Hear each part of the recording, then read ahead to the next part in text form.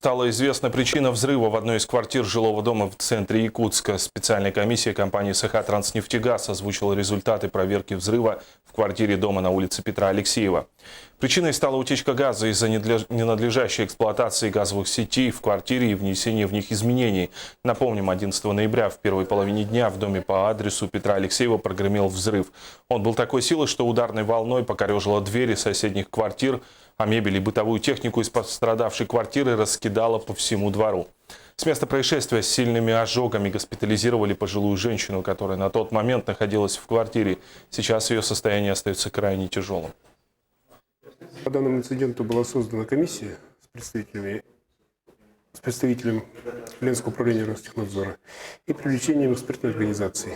В комиссии было установлено, что было внесено изменение в распределительный газопровод квартиры, перенос опуска газовой плите.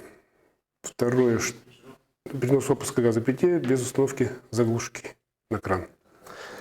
Второе, перепланировка квартиры